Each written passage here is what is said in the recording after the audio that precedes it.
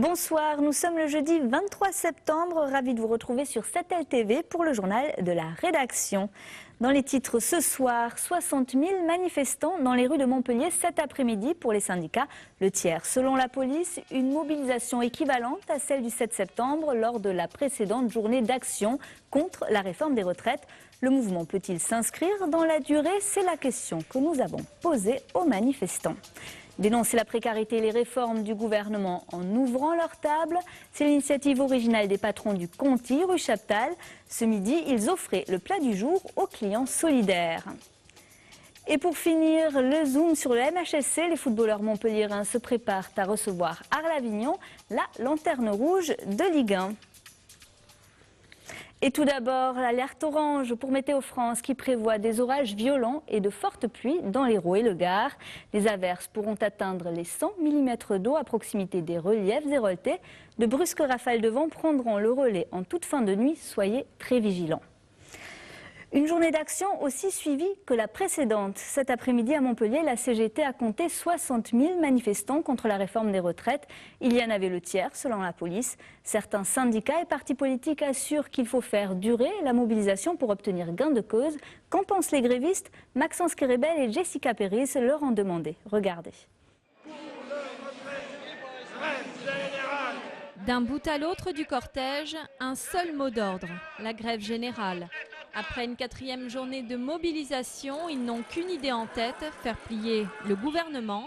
Salariés du privé, fonctionnaires ou syndicalistes, ils iront jusqu'au bout. Même si j'ai plus de thunes pour suivre, on continuera et on fera la grève s'il faut. On n'a pas les moyens de faire la grève, mais on l'a fait, même si on n'a pas les moyens. Là, on n'est pas payé, on est motivé. On ira jusqu'au bout. C'est tous les pauvres qui sont là en train de gueuler. Et c'est pas tous ceux qui ont beaucoup de sous qui sont là à manifester. Eux, ils s'en foutent. Qu'est-ce que vous voulez faire avec 400 €? Moi, je suis à un an de la retraite, je ne sais pas si je l'aurai. Il me faudra faire 2 ans de plus encore, 62 ans. Mais qu'est-ce que vous voulez? On est fatigué à 60 ans. Maintenant, il faut qu'il enlève sa réforme. Il n'a pas compris encore quand les Français sont dans la rue. Et bien, s'il n'a pas compris, on va monter à Paris, là, où on va foutre feu aux Champs-Élysées, à Matignon et partout là-bas. Déterminés, ils le sont. Mais dans cette bataille de longue haleine, ce sont les moyens financiers qui commencent à poser problème. On voit qu'ils jouent là-dessus. On a des salaires qui sont tellement bas aujourd'hui que c'est très difficile de tenir des grèves de longue durée, de s'arrêter une journée de temps en temps. Oui, c'est possible, mais on le voit, les salariés ne s'épuisent pas, il faut bien qu'ils le sachent. Moi j'ai même beaucoup de collègues qui sont actuellement en classe parce que financièrement ça ne suit pas, donc elles sont avec nous, elles font les grèves en majorité la plupart du temps, mais c'est la crise quoi. C'est difficile de faire la grève à chaque fois et dans la durée. D'autant que la réforme a été adoptée par l'Assemblée nationale. Au Sénat désormais d'examiner le texte. Les parlementaires et leurs amendements pourront-ils débloquer la situation? On verra ce que le gouvernement est prêt à entendre, ce que le président de la République est prêt à entendre et ce que les sénateurs en feront. On sait que le Sénat est un petit peu moins à la botte du président Sarkozy, donc on verra bien les effets de cette mobilisation et on est prêt après à continuer. L'échéance parlementaire n'est pas pour nous un obstacle, puisque comme l'a montré l'expérience du CPE, qui est le plus récent à ce sujet, il est possible de faire reculer le gouvernement, y compris quand une loi est votée. Combien était-il à Montpellier? 18 000 ou 60 000 selon les sources? L'heure est à la guerre des chiffres. Face à un gouvernement qui ne semble pas prêt à céder, les syndicats préparent déjà une nouvelle journée de mobilisation.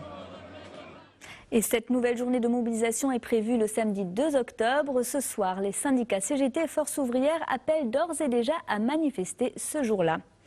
Et dans le cortège cet après-midi à Montpellier, on a pu constater que les jeunes aussi étaient de la partie, étudiants et lycéens, même s'ils ne sont pas encore entrés de plein pied dans la vie active. Ils s'inquiètent pour leur future retraite et le disent, on les écoute. Nos profs sont pas là et au lieu de rien foutre, on avait envie de venir défendre notre retraite. On trouvera plus de travail et puis l'endroit où on travaille, c'est sûr qu'ils vont nous renvoyer parce qu'on est trop vieux. 62 ans, je trouve que c'est trop. On ne vit pas que pour travailler. Et puis on a besoin aussi de vivre notre vie, on travaille et 62 ans c'est un âge assez tard pour les gens qui ont des métiers difficiles. On peut réagir maintenant en fait. On peut pas partir à la retraite à 70 ans, c'est de pire en pire. Et nous étudiants qui rentrons en moyenne dans le marché du travail précaire aujourd'hui, il faut le dire, c'est dû à un manque de politique au niveau de l'emploi des jeunes, eh ben, nous, ça nous fait encore 67 ans, voilà, comme on le chante dans Snouglan. On rentrerait à pour notre retraite à taux plein, il faudrait qu'on attende 67 ans. On pense à la retraite parce que tout simplement la retraite c'est lié avec la question de l'emploi, qu'on est complètement convaincu que si aujourd'hui on fait travailler les gens plus longtemps, ça sera de plus en plus difficile pour les jeunes de s'insérer dans le marché du travail et que l'accès à un premier emploi il sera pas évident, alors qu'on sait déjà que le premier CDI il est à 27 ans aujourd'hui, alors on se dit qu'après ça a 30 ans qu'on va commencer à travailler et qu'on ne peut pas continuer comme ça. Le mouvement de grève, eux, ils en font tout un plat. Au restaurant Le Conti, les patrons ont décidé d'offrir le plat du jour à leurs clients.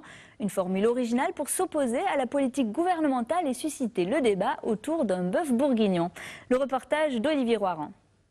Ils voulaient marquer les esprits, mais sans manifester ni baisser le rideau. Jérémy et Lina ont donc ouvert leur restaurant ce midi. Ambiance repas de famille, citoyen. Nous, on n'a rien, on est des petits restaurateurs.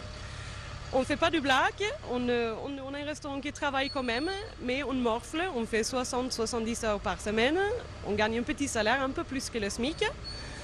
Et on veut montrer que quand même si on n'a pas de grandes choses, on peut partager. Partager l'essentiel en offrant un repas à ceux qui veulent bien le partager. L'idée était simple, l'objectif, ouvrir l'appétit pour ouvrir le débat sur les réformes gouvernementales. Le problème, c'est que chacun rumine ses idées dans son coin et se dit « Ah, mais si j'en parle, qu'est-ce qu'on va dire de moi ? Ah, mais si je partage ce point de vue, qu'est-ce qui va se passer ?» Il se passe que voilà, les gens sont contents d'apprendre qu'ils ne sont pas tout seuls, à imaginer qu'ils n'ont pas peut-être les moyens qu'ils voudraient, à imaginer qu'il y a peut-être des solutions, à imaginer, je viens d'entendre 3 personnes me dire il y a effectivement un problème de fond, c'est pas qu'un problème d'argent, c'est aussi un problème d'idées et de développement social. Allô, 3 jours qui sortent là, s'il vous plaît. Mais Jérémy et Lina ne veulent surtout pas être assimilés à des militants politiques. Ils préfèrent parler d'action citoyenne. Dans la salle, le message a été bien reçu, à commencer par les serveurs, bénévoles eux aussi. On vient aujourd'hui pour montrer qu'on est solidaire, qu'on a des choses à exprimer. On le fait de cette façon, donc en venant bosser gratuitement pour essayer de montrer aux personnes qu'il faut donner de sa personne pour parfois réussir à faire changer les choses. Il faut saluer effectivement l'initiative de ce restaurateur qui effectue aujourd'hui un magnifique geste de solidarité, alors que par ailleurs, compte tenu de la conjoncture économique, il a sans doute ses problèmes, même si on ne lui souhaite pas. On vit dans une société d'égoïsme et le partage, ça veut dire aussi la cohésion de la nation. On partage avec n'importe qui, quoi. Quand j'ai entendu qu'il y avait moins de monde dans les manifestations, donc ça m'a fait déplacer exprès, même tout seul, pour participer à ce repas citoyen et pour donner conscience à monsieur qu'il n'est pas tout seul et qu'on est beaucoup comme lui dans la même galère. Solidarité, c'est bien le mot qui restera de cet acte citoyen.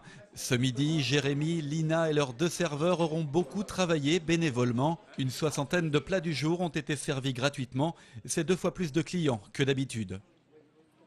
Et parmi les convives du restaurant, ce midi, l'un des porte-parole départementaux du NPA, après le repas gratuit, lui distribuait carrément des billets de 500 €. Attention, avec ces coupures, on ne peut rien se payer à part la tête du président de la République, comme l'explique David Hermé. C'est un clin d'œil, enfin plus qu'un clin d'œil à la dérive totale qu'on voit aujourd'hui avec les affaires, au fait qu'on a un gouvernement dont on sait maintenant qui veut faire payer la crise aux plus pauvres, et on sait en même temps que des valises de billets ont circulé entre Liane Bettencourt et Éric Woerth pour financer la campagne de Sarkozy. Donc on veut dénoncer l'injustice et en même temps les provocations qui consistent à maintenir quelqu'un comme Éric Woerth pour négocier la réforme, pour imposer sans aucune négociation une réforme totalement injuste. La sortie de crise est-elle proche pour une partie des entreprises du département? C'est en tout cas ce qu'affirme la Chambre régionale de commerce et d'industrie, la CRCI, qui publiait ce matin les chiffres 2009 de l'économie régionale. Selon le président de la Chambre, certains secteurs tirent leur épingle du jeu. On l'écoute. L'emploi est important dans les services et là on a à nouveau une croissance dans ce secteur-là. L'intérim qui a beaucoup souffert est aujourd'hui en phase de redressement. Ce qui est encore négatif, c'est la construction.